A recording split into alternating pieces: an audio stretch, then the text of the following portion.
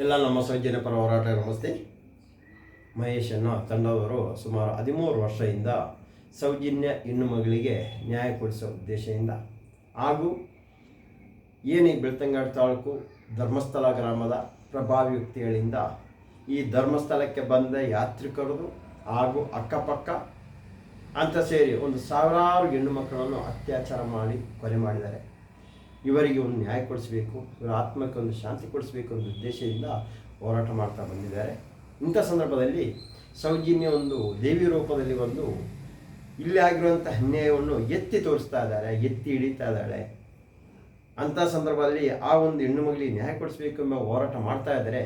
ಇದನ್ನು ದಿಕ್ಕು ತಪ್ಪಿಸಲು ಇದು ಇನ್ನೊಂದು ರೂಪಕ್ಕೆ ಚೇಂಜ್ ಮಾಡಲು ಪ್ರಭಾವಿ ವ್ಯಕ್ತಿಗಳಿಂದ ಕಪ್ಪ ಕಾಣಿಗಳನ್ನು ತೆಗೆದು ಎಂಜಿನ ಕಾಸಿಗೆ ಕೈ ಹಾಕಿ ಕೆಲವರು ನಕ್ಕಲಿ ಪತ್ರಕರ್ತರು CID ನಾನೇ, CBI ನಾನೇ, ನ್ಯಾಯಾಧೀಶರು ನಾನೇ, ವಕೀಲರು ನಾನೇ, ಇನ್ನೇನು ಬೇಕು ಎಂಬ ಕೇಳುವಂಥ ನಕ್ಕಲಿ ಪತ್ರಕರ್ತಿಗೋಸ್ಕರ ಈ ಒಂದು ವಿಡಿಯೋ ಮಾಡ್ತಾ ಇದ್ದೀನಿ.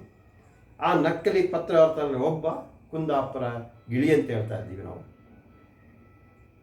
ನಿನಗೆ ಈ ಮೂಲಕ ನಾನು ಕೇಳ್ತಾ ಇರೋದು, ನೀನು ಎಂಜಿನ ಕಾಸು ತಿನ್ನಪ್ಪ ಬೇಡ ಅಂತ ಹೇಳಲ್ಲ, ಆದರೆ ಹೆಣ್ಣು ಮಕ್ಕಳ ವಿಷಯದಲ್ಲಿ ನೀವು ಬಂದು ತಿಂದರೆ ನೀನು ಉದ್ಧಾರ ಆಗಲ್ಲ. ನಿನಗೇನು ಅಕ್ಕ ತಂಗಿಯರು ಯಾರು ಇಲ್ವಾ? ಅಕ್ಕ ತಂಗಿಯರು ಯಾರು ಇಲ್ವೋ ನಿನಗೆಲ್ಲ?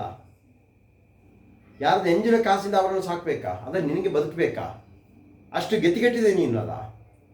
ಈ ಎಂಜಿನ ಕಾಸಿಗೆ ಹೋಗಿ ಬದುಕೋದಕ್ಕೆ ಎಲ್ಲರೂ ಕೂಲಿ ಕೆಲಸ ಮಾಡಿ ಬದುಕೋ. ದೇಶದಲ್ಲಿ ಬೇಜಾನು ಸಾವಿರಾರು ಕೆಲಸ ಇದೆ, ಅದೇನ ಮಾಡಿ ಕಲಿ ಬದುಕು ನೀನು. ಆದರೆ ಇಂಥ ಕೆಲಸ ಮಾಡಿ ಕೈ ಹಾಕಬೇಡ, ನೀವು ಉದ್ಧಾರ ಆಗಲ್ಲ ನೀನು.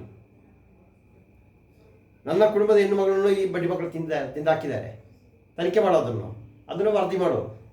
ಹೇಳ್ತೀವಿ ಯಾರು ಎಲ್ಲೆಲ್ಲ ಕರ್ಕೊಂಡು ಹೋಗಿರೋದು, ಯಾವ ಕಾರಲ್ಲಿ ಕರ್ಕೊಂಡು ಹೋಗಿರೋದು ಅಂತ ಎಲ್ಲವನ್ನೂ ಹೇಳ್ತೀವಿ ನಾವು.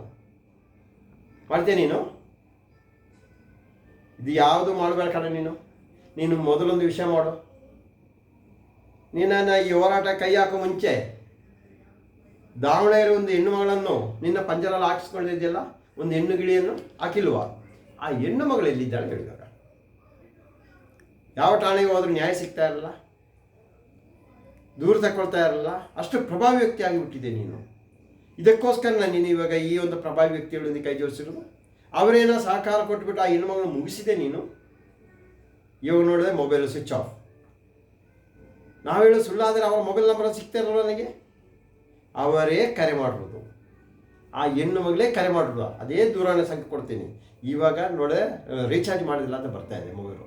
ಆ ಫೇಸ್ಬುಕ್ಕು ಡಿಲೀಟ್ ಮಾಡಿದ್ದಾರೆ. ನಿಮ್ಮ ಬುದ್ಧಿ ಅದಲ್ವಾ? ಎಲ್ಲ ಡಿಲೀಟ್ ಮಾಡೋದು, ಸ್ವಿಚ್ ಆಫ್ ಮಾಡಿಸೋದು, ಪ್ರಕರಣ ದಾರಿ ತಪ್ಪಿಸ್ತಾ ಇದೆಯಲ್ಲ ಸೌಜನ್ಯ ಪ್ರಕರಣವನ್ನು.